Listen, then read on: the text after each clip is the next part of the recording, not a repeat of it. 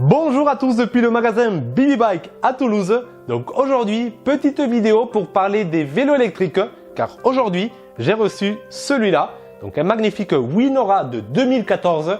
Un vélo très haut de gamme pour l'époque et qui malheureusement aujourd'hui il est mort, la batterie est morte, donc plus d'assistance électrique. Donc c'est un gros problème qui touche tous les vélos électriques, c'est l'obsolescence de ces vélos. Ils ont une durée de vie, on va dire de la batterie, de 5 à 6 ans. Au-delà, elle est morte. Et qu'est-ce qui se passe? La batterie on l'a ici. Et le problème c'est qu'on ne la fait plus, on ne fait plus ce genre de batterie. Donc vous ne pouvez pas trouver une batterie pour ce vélo. Sinon il y a une option. Une deuxième option, c'est les reconditionner. Mais pareil, les tarifs sont énormes. Ça décourage la plupart du monde de refaire reconditionner votre batterie. Donc, 5 ans plus tard, l'achat de notre vélo électrique, on se retrouve avec un poids mort de 25 à 35 kg qui du coup ne sont plus poussés par cette assistance électrique. Donc ça sera à nous de pousser ce mastodonte et voilà, ça va décourager beaucoup de monde et beaucoup de ces vélos vont finir à la poubelle. Ça a été bon. Celui-là, on l'a racheté à son propriétaire parce que le but, ça sera d'essayer de le sauver au maximum.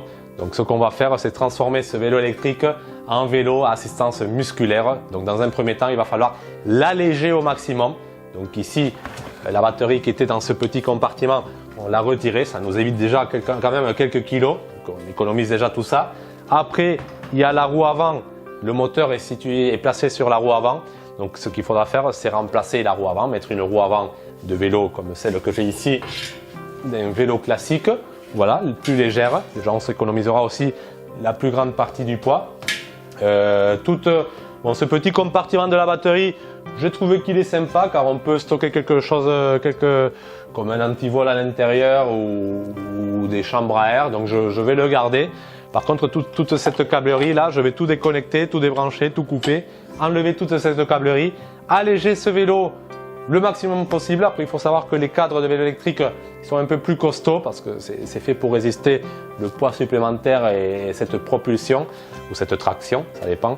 Voilà, donc on ne sera jamais à un poids équivalent à un vélo musculaire de série. Mais on peut s'approcher, on peut donner une deuxième vie à ces vélos. Et c'est ce que je vais faire pour celui-là.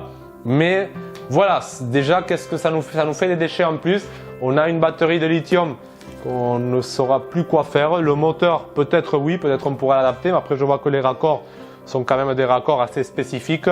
Donc ça va être difficile de trouver le vélo avec lequel adapter ou sinon avec un électricien ou quelqu'un qui nous refasse une connectique compatible avec les vélos plus modernes. Mais sinon ça va nous faire des déchets en plus. Une batterie en lithium qu'on ne sait pas quoi faire, qu'on ne sait pas recycler. Voilà, donc ce n'est pas vraiment le top. Donc avant d'acheter un vélo électrique, ne vous laissez pas entraîner par tous les arguments des commerciaux qui ne pensent qu'à une chose, c'est vous vendre le vélo pour faire un bénéfice énorme, car vraiment les bénéfices sur les vélos électriques sont tout simplement énormes. Donc tous les commerçants ont intérêt à vous vendre un vélo électrique plutôt qu'un vélo musculaire parce que voilà, économiquement c'est beaucoup plus intéressant, surtout avec toutes les aides de l'État et tout. Mais réfléchissez vraiment avant d'acheter ces vélos-là. Demandez-vous si vous en avez vraiment besoin parce qu'il y a des gens, oui certes, qui vont s'en servir, qui vont les rentabiliser, qui vont peut-être vraiment remplacer la voiture, mais il y a une grande majorité de la population qui vont les acheter par curiosité ou parce qu'ils se sont fait entraîner par les vendeurs et qu'ils vont faire 2 ou 3 sorties et après la plupart du temps le vélo va dormir dans le garage et les batteries vont mourir plus rapidement. J'ai même eu des cas de personnes qui, le vélo il avait une année et la batterie, ils ont laissé le vélo sans recharger, sans aucun entretien pendant tout l'hiver, même le printemps, et l'été d'après il ne marchait plus, donc le vélo était mort. Quand ils ont vu le prix de la batterie, voilà, ça décourage. On a payé un vélo de 1000 € neuf, et après l'année d'après il faut investir déjà 800 € en batterie. Ça décourage la plupart des gens. Donc renseignez-vous bien, il n'y a pas que des avantages, il y a des gros inconvénients, il faut être conscient. Et voilà, cette vidéo, après je pourrais parler pendant des heures, mais déjà le but de cette vidéo, c'est déjà vous présenter ces quelques problèmes et que vous soyez conscient justement avant d'acheter ce genre de vélo. Donc voilà, mais merci beaucoup d'avoir vu cette vidéo. Laissez-moi en commentaire ce que vous pensez sur les vélos électriques. Est-ce que vraiment c'est quelque chose qui va améliorer l'avenir ou au contraire ça nous rend de plus en plus dépendants de la connectivité? Dites-moi tous en commentaire. Est-ce que vous avez eu des mauvaises expériences avec les vélos électriques ou au contraire vous êtes ravis, vous êtes satisfaits? Voilà. Et donc laissez-moi tous en commentaire.